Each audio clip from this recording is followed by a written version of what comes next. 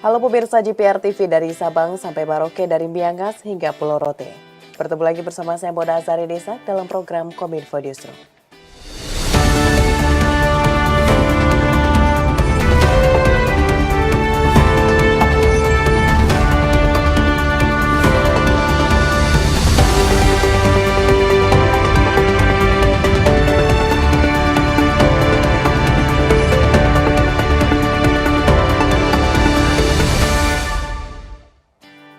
Pemirsa, kita ke informasi pertama. Staf khusus Presiden Bidang Hukum Dini Purwono menyebutkan Jakarta hingga kini masih berstatus daerah khusus ibu kota.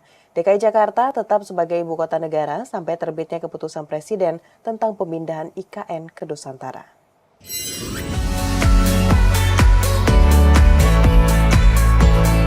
Staf khusus Presiden Bidang Hukum Dini Purwono menjelaskan bahwa Jakarta hingga kini masih berstatus daerah khusus ibu kota. Berdasarkan pasal 39 Undang-Undang Nomor 3 Tahun 2022 tentang Ibu Kota Negara IKN, DKI Jakarta tetap sebagai ibu kota negara sampai terbitnya keputusan Presiden tentang pemindahan IKN ke Nusantara. Sebelumnya, Ketua Badan Legislasi DPR RI Supratman Andi Aktas mengatakan bahwa Undang-Undang Nomor 29 Tahun 2007 tentang DKI Jakarta sebagai ibu kota negara habis statusnya pada 15 Februari 2024. Hal ini merupakan implikasi dari Undang-Undang tentang IKN yang telah diundangkan sejak 15 Februari 2022. Dalam pasal 41 ayat 2 Undang-Undang IKN berbunyi, paling lama 2 tahun sejak Undang-Undang ini diundangkan, Undang-Undang Nomor 29 Tahun 2007 tentang Pemerintahan Provinsi Daerah Khusus Ibu Kota Jakarta sebagai Ibu Kota Negara Kesatuan Republik Indonesia diubah sesuai dengan ketentuan dalam undang-undang ini. Namun Dini Purwono menjelaskan bahwa sesuai aturan dalam pasal 41 Undang-Undang IKN, sejak ditetapkannya Kepres pemindahan IKN ke Nusantara, ketentuan pasal 3, pasal 4, kecuali fungsi sebagai daerah otonom dan pasal 5 Undang-Undang Nomor 29 Tahun 2007 tentang Pemerintahan Provinsi Daerah Khusus Ibu Kota Jakarta sebagai Ibu Kota Negara Kesatuan Republik Indonesia dicabut dan dinyatakan tidak berlaku. Otorita Ibu Kota Nusantara tengah mengejar target pembangunan 47 tower rumah susun di IKN tahun ini.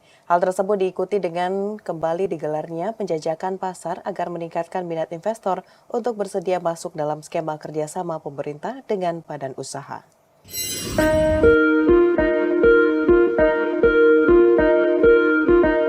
Otorita Ibu Kota Nusantara kembali menggelar market sounding atau penjajakan pasar untuk mengejar target pembangunan 47 tower rumah susun di IKN pada tahun 2024. Deputi Bidang Pendanaan dan Investasi Otorita Ibu Kota Nusantara Agung Wicaksono mengatakan, penjajakan pasar perlu dilakukan agar investor bersedia masuk dalam skema kerjasama pemerintah dengan badan usaha atau KPBU dalam menyusun rumah susun ASN di IKN. Seperti diketahui bahwa lahan seluas 600 hektar telah dipersiapkan untuk membangun hunian aparatur sipil negara dengan harapan total investasi yang dapat terkumpul mencapai 150 triliun rupiah dan telah membangun 12 tower pada bulan Juli hingga Agustus 2024 mendatang. Masing-masing tower nanti ada sekitar 60 unit dan itu ditargetkan di Agustus menjadi tempat bagi para peserta upacara ASN TNI Polri yang akan berupacara pertama kali, dan setelah itu maka perpindahan secara bertahap akan berlangsung. Hunian di IKN juga akan terus dibangun melalui skema KPBU secara bertahap hingga diharapkan sebanyak 70 tower rusun mulai dibangun tahun ini. Pemirsa, Direktorat Jenderal Bea dan Cukai Kementerian Keuangan melakukan pemusnahan barang ilegal hasil penindakan di bidang kepabeanan dan cukai periode tahun 2020 hingga 2024 senilai 10,2 miliar rupiah di Kota Batam, Kepulauan Riau.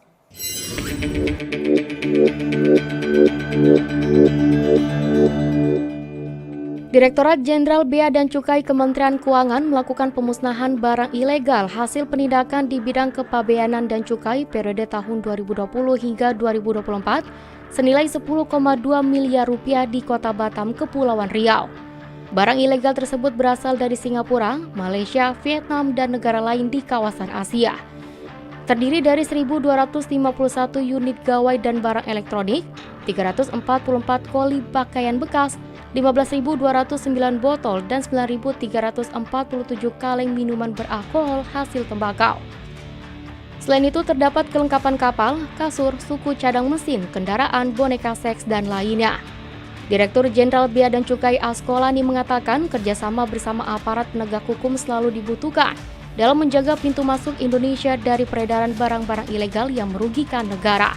Pemusnahan ini dilakukan sebagai bentuk komitmen Bea Cukai dalam melindungi masyarakat dari barang-barang ilegal yang juga dapat merugikan perekonomian negara.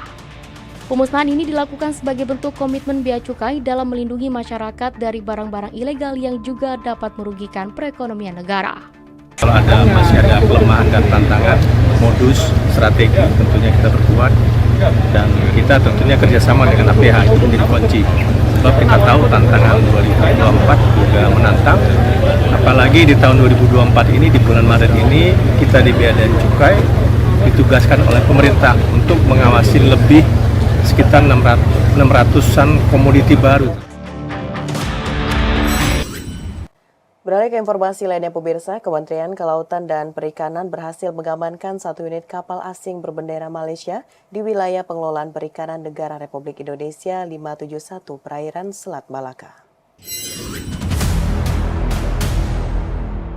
Kementerian Kelautan dan Perikanan berhasil mengamankan 1 unit kapal ikan asing berbendera Malaysia di wilayah pengelolaan perikanan negara Republik Indonesia 571 yang berlokasi di perairan Selat Malaka. Modus operandi kapal yang digunakan adalah berlayar di area perbatasan dan masuk perlahan ke wilayah Indonesia. Kapal tersebut juga menyembunyikan bendera Malaysia di dalam kapal. Dari pemeriksaan didapati kapal tidak memiliki dokumen penangkapan ikan yang sah serta menggunakan alat tangkap terlarang. Kapal berjenis Sea Keeping 60 gross ton dengan jumlah anak buah kapal sebanyak 5 orang termasuk nahkoda yang merupakan WNA Myanmar. Kapal diberhentikan karena tertangkap menjaring 110 kg ikan berbagai jenis. Usaha perlawanan terjadi dari beberapa ABK KF5032. Sejumlah ABK melompat ke laut untuk melarikan diri, namun para petugas berhasil menangkap para ABK tersebut. Kapal yang ditangkap oleh unit kepanjangan KKP Sumatera Utara diduga melanggar beberapa pasal terkait peraturan kelautan dan perikanan dengan ancaman hukuman penjara paling lama 5 tahun dan denda maksimal 2 miliar rupiah. Pemirsa, usai jeda pariwara, kami akan kembali dengan informasi lainnya. Tetaplah bersama Kominfo Newsroom.